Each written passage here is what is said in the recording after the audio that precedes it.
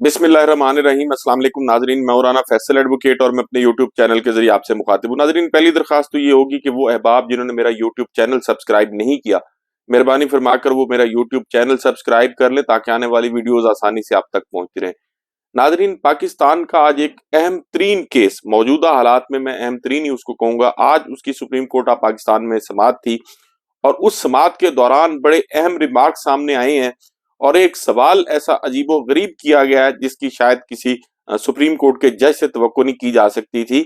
और इस केस ने फैसला करना है कि पाकिस्तान में वो लोग जो एक सिविलियन बालादस्ती का ख्वाब देखते हैं, क्या उन लोगों का ख्वाब शर्मिंदा ताबीर होगा या नहीं, इस पर भी बात करेंगे। उसके साथ साथ नाजरीन, अब जो पाकिस्तान के सहाफ़ी हजरात हैं, उनको भी ये महसूस हो गया है कि मौजूदा हुकूमत जिस किस्म की कवानीन बना रही है, खसूसन पाकिस्तान में सियासी मुखालफिन के लिए और सहाफ़ियों के लिए, उससे शायद पाकिस्तान में जो सहाफत है उसका मुस्तकबिल करीब में गला घोंट दिया जाएगा। तो अब इस पर आवाजें जो है वो उठना बुलंद हो गई हैं और हामिद मीर साहब जो है वो भी बरस पड़े हैं। हामिद मीर साहब ने क्या कहा उस पर भी बात करते हैं और उसके साथ साथ हुकूमत के लिए खतरे की घंटी बज गई है, किसने बजाई है, इस पर भी बात करेंगे। पहले बात करते हैं कि आज सुप्रीम कोर्ट ऑफ पाकिस्तान में क्या हुआ। नाजरीन, आपको याद होगा कि जब सानेहा एपीएस हुआ था तो फिर उसके बाद ये जरूरत महसूस की गई थी कि दहशतगर्दों को सजाएं जो हैं उनको देने के लिए जरूरी है, सजाएं देने के लिए जरूरी है कि पाकिस्तान में मिलिट्री कोर्ट्स बनाई जाए। इस मकसद के लिए आइन में तरमीम की गई थी और 2 साल के लिए मिलिट्री कोर्ट्स का क्याम जो है वो अमल में लाया गया था। लेकिन वो 2 साल में मतलूबा मकासद जो है वो पूरे नहीं हुए, तो फिर उस अमेंडमेंट को जो है वो कंटिन्यू किया गया था। लेकिन अब 9 मई के बाद जब पाकिस्तान में मुख्तलिफ आर्मी तनसीबात पर कुछ लोगों ने हमला किया, कोर कमांडर हाउस और इस किस्म की जो दीगर तनसीबात थी उन पर हमले हुए, तो फिर उसके बाद जो है इनके ट्रायल की मिलिट्री कोर्ट्स में आवाजें आनी शुरू हो गई और फिर बिलाखिर ये ट्रायल जो है वो मिलिट्री कोर्ट्स में चलना भी शुरू हो गए और चलने के बाद फिर बहुत सारे लोग जो हैं उनको सजाएं भी सुनाई गई। तो इस मामले को सुप्रीम कोर्ट ऑफ पाकिस्तान में चैलेंज किया गया, तो एक बेंच जस्टिस इजाजुल एहसन रिजवी साहब की सरबराही में उसने फैसला किया कि सिविलियंस का मिलिट्री कोर्ट्स में ट्रायल जो है वो गैर कानूनी है। पाकिस्तान के आइन या कानून में इसकी कतन कोई गुंजाइश नहीं है कि सिविलियंस का ट्रायल जो है वो मिलिट्री कोर्ट्स में चलाया जाए। हुकूमत ने इसके खिलाफ अपील की और फिर वो जो स्टे ग्रांट हुआ था वो स्टे खत्म हो गया। इस दौरान सजाएं भी शुरू हो गई। तो आज इस केस की जो है वो सुप्रीम कोर्ट ऑफ पाकिस्तान में समाअत थी और इस समाअत के दौरान जनाब जस्टिस हसन अजहर रिजवी साहब ने एक बड़ा दिलचस्प और अजीबो गरीब सवाल पूछा इमरान खान साहब के वकील भंडारी साहब से। उन्होंने कहा कि जी क्या इमरान खान ने 9 मई की मजम्मत की है? अब ये सुप्रीम कोर्ट के एक जज की जानिब से पूछा जाने वाला सवाल है। अब जज साहब से को पूछे कि जी ये सुप्रीम कोर्ट का काम क्या ये रह गया है कि वो जी उसने मजम्मत करवानी है किसी चीज की या मजम्मत नहीं करवानी? तो इस पर इमरान खान साहब के जो वकील थे भंडारी साहब, उन्होंने कहा कि जी इमरान खान ने सुप्रीम कोर्ट में अपने तहरीरी जवाब में 9 मई के वाकये की मजम्मत भी की थी और जिम्मेदारान को सजा देने का मौकफ अपनाया था और ये चीज जो है ये अदालती रिकॉर्ड का हिस्सा है। लेकिन इसका हरगिज ये मतलब नहीं है कि सरकारी मौकफ जो है उसको इमरान खान जो है वो तस्लीम करते हैं, या इसका ये मतलब नहीं है कि मुजम्मत का के जो सरकारी मौकफ है वो दुरुस्त है। तो फिर जस्टिस जमाल मंदोस खैल जो है वो भी पीछे नहीं रहे और उन्होंने कहा कि जी मुजम्मत करना बहुत अच्छी बात है। हाँ, अगर किसी की चादर और चार दीवारी का तकद्दुस पामाल होता है और फिर बाकी लोगों को यकीनन इसकी मजम्मत करनी चाहिए। लेकिन अगर जमाल मंदो खैल साहब ये भी कहते हैं कि 9 मई के बाद पाकिस्तान के जिन हजारों सियासी लोगों के घरों की चादर और चार दीवारी का तकद्दुस पामाल किया गया है तो इसकी भी मैं मजम्मत करता हूं, या क्या जिन इदारों की जानिब से जिन लोगों की जानिब से लोगों की चादर और चार दीवारी का तकद्दुस पामाल किया गया है क्या उनकी जानिब से भी किसी ने मजम्मत की है? क्या आईजी ने भी मजम्मत की है कि जी मेरी पुलिस जो है वो लोगों की चादर और चार दीवारी का तहफ़्फ़ुज़ करने में नाकाम रही और सिर्फ नाकाम नहीं रही बल्कि पुलिस ने तो खुद चादर और चार दीवारी का तकद्दुस पामाल किया है? तो क्या आईजी से भी पूछा गया कि जी आपने मजम्मत की है या नहीं की? ले दे के एक इमरान खान नजर आता है कि जी उन्होंने 9 मई की मजम्मत की है या नहीं की। इस केस में अब जो दिलचस्पी आहिस्ता आहिस्ता लोगों की खत्म होती जा रही है, लेकिन पाकिस्तान की अदालती तारीख का एक बड़ा अहम तरीन केस है। अगर इस केस का फैसला ये होता है कि जी वो जो 5 ججز پر مشتمل بینچ نے کیا تھا کہ جی سویلینز کا ٹرائل جو ہے وہ غیر قانونی اور غیر آئینی ہے، تو پھر کچھ جو ہے وہ رمق نظر آ رہی ہو گئی مستقبل میں کہ جی عدلیہ جو ہے وہ بہرحال آئین اور قانون کے مطابق فیصلے کر رہی ہے، لیکن اگر یہ اجازت دے دی جاتی ہے تو کل کو پھر جو ہے وہ پولیس کی جانب سے بھی یہی مطالبہ کیا جائے گا کہ جی ہمارا ایس پی جو ہے وہ عدالت لگائے گا، ایف آئی آر جو ہے وہ ایس ایچ او درج کرے گا، سب انسپیکٹر اس کی تفتیش کرے گا اور ایس پی جو ہے وہ اس کا فیصلہ کرے گا۔ تو اسی طرح سے پاکستان میں دیگر قانون نافذ کرنے والے ادارے جو ہیں پھر ہر کسی کو اپنی عدالت لگانے کی اجازت دے دینی چاہیے میرے خیال میں۔ یہ جو پاکستان کا موجودہ جو جوڈیشل سسٹم ہے، جو نظام ہے، یہ کروڑوں اربوں روپے ماہانہ قوم کے خرچ ہو رہے ہیں، تو پھر اس کی کیا ضرورت ہے؟ وہ ادارے پہلے سے موجود ہیں، ان کے آفیسز موجود ہیں، ان کی لا برانچز موجود ہیں، تو پھر ڈسٹرکٹ میں بیٹھا ہوا سیشن جج یا ہائی کورٹ میں بیٹھے ہوئے جسٹس صاحبان اور چیف جسٹس جو ہیں ان کی میرے خیال میں کوئی ضرورت باقی نہیں بچتی اگر یہ اجازت دے دی جاتی ہے۔ لیکن بدقسمتی یہ ہے کہ عدلیہ کی جانب سے اس پر جو ہے میں سمجھتا ہوں پسپائی اختیار کی گئی ہے۔ ایک تو وہ سٹے ختم کیا گیا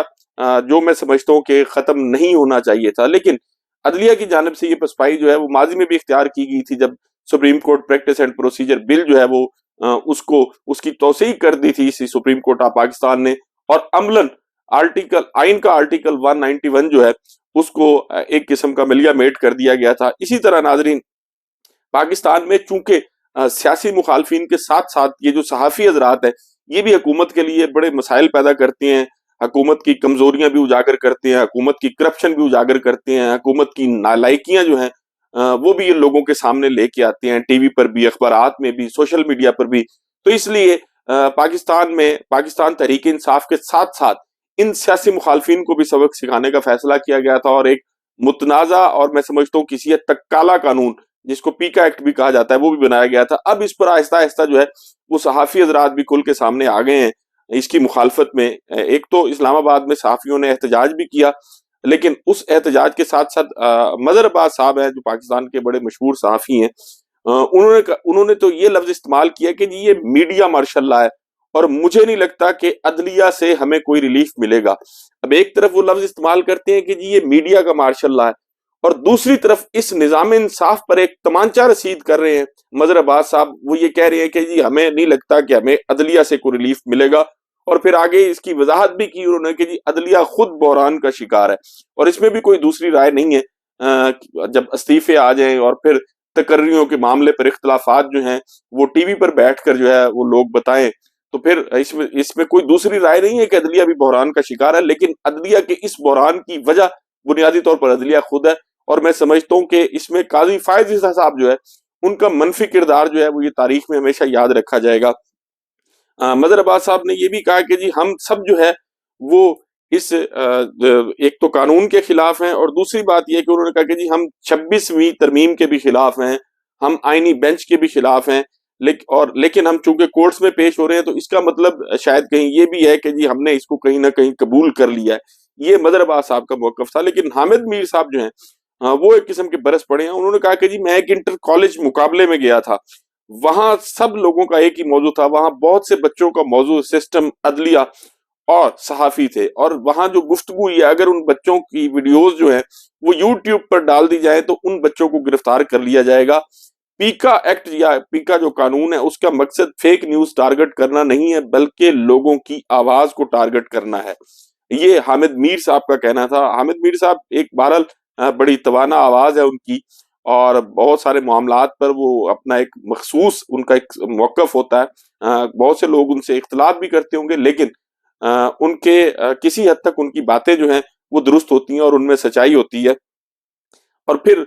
وہ ناظرین جیسے ایک شعر ہے کہ عمر ساری تو کٹی عشق بتام مومن، آخری عمر میں کیا خاک مسلمہ ہوں گے۔ صدر سپریم کورٹ بار ایسوسی ایشن میاں رؤف عطا صاحب جو ہے وہ بھی اس قانون کے خلاف جو ہے وہ بھی انہوں نے اپنی آواز جو ہے وہ بلند کی ہے۔ پہلے یہی سپریم کورٹ بار ایسوسی ایشن جو ہے وہ خاموش تھی، بلکہ خاموش تماشائی کا کردار ادا کر رہی تھی۔ جب عدلیہ پر حملہ کیا جا رہا تھا، جب عدلیہ کے جو آئین میں دیے گئے اختیارات ہیں ان پر ڈاکہ ڈالا جا رہا تھا، تو تب یہ سب لوگ جو ہے خاموش تھے، لیکن اب وہ کہتے ہیں کہ جی جو پیکا ایکٹ ترامیم ہے ان کو منسوخ کرنے کا مطالبہ کیا گیا ان کی جانب سے، اور پھر انہوں نے یہ بھی کہا کہ جی سپریم کورٹ بار جو ہے وہ کمزور نہیں ہے، سپریم کورٹ بار جو ہے وہ یلغار کی طاقت بھی رکھتی ہے۔ پھر یہ جو پیکا میں ترامیم ہے، ان ترامیم کے بارے میں انہوں نے یہ بھی کہا ہے کہ جی آرٹیکل جو 10A ہے اور آرٹیکل 19 جو ہے وہ یہ ترامیم آئین میں جو آرٹیکل 10A اور 19 ہے اس کے یہ خلاف ہیں۔ اور پھر انہوں نے یہ بھی کہا کہ ہم نے بڑا سوچ سمجھ کے میڈیا انڈر اٹیک سیمینار جو ہے اس کا انعقاد کرایا ہے۔ آپ سیمینار کا انعقاد کرائیں، آپ اخباری بیان بازی جو مرضی کرتے رہے، لیکن جو کچھ آپ کی جانب سے کیا جائے گا وہ تاریخ میں ہمیشہ یاد رکھا جائے گا۔ سپریم کورٹ بار ایسوسی ایشن، پاکستان بار کونسل اور پنجاب بار کونسل، میں سمجھتا ہوں وہ رول جو ان کو ان حالات میں ادا کرنا چاہیے تھا وہ ان بار ایسوسی ایشنز نے اور سپریم کورٹ بار کونسل نے اور پنجاب بار کونسل نے جو ہے وہ نہیں ادا کیا۔ پاکستان میں ہزاروں لوگوں کو جو ہے وہ گرفتار کیا گیا صرف اور صرف ان کے سیاسی نظریات کی بنیاد پر۔ آج بھی میں یہ بات دعوے سے کہہ رہا ہوں کہ پاکستان تحریک انصاف کو پنجاب میں تو اپنا ایک کارنر میٹنگ کرنے کی اجازت نہیں ہے، اور اگر کہیں کوئی کارنر میٹنگ کرنے کی کوشش کی جاتی ہے تو پولیس جو ہے وہ وہاں جیسے ایسے اٹیک کرتی ہے جیسے کوئی دہشت گرد چھپے ہوئے ہوں، اور دہشت گردوں کو پکڑنے کے لیے جس طرح سے آپریشن کیا جاتا ہے پولیس جو ہے وہ بھاری تعداد میں وہاں موجود ہوتی ہے، پہلے پہنچ جاتی ہے، یا پھر این ٹائم پر جو ہے وہ لوگوں کو گرفتار کر لیا جاتا ہے۔ اور تو پھر جب پاکستان میں یہ سب کچھ ہو رہا ہے اور پاکستان میں جو وکلاء کی نمائندہ تنظیمیں ہیں ان کی جانب سے اس پر مجرمانہ خاموشی جو ہے میں سمجھتا ہوں وہ قابل تنقید ہے اور اس پر تنقید ہونی چاہیے۔ پاکستان میں جب تک بنیادی انسانی حقوق کا احترام نہیں کیا جائے گا، ادارے اپنی ڈومین میں بات رہ کے جو ہے وہ اپنا کام نہیں کریں گے۔ سپریم کورٹ میں بھی عمران خان صاحب کے جو وکیل تھے انہوں نے یہی کہا تھا کہ جی پاکستان میں جو فوج ہے اس کو کسی آئین کے مطابق کوئی انتظامی یا سیاسی امور میں مداخلت کی اجازت نہیں ہے، لیکن پاکستان میں جو کچھ ہو رہا ہے وہ آپ کے بھی سامنے ہے، میرے بھی سامنے ہے۔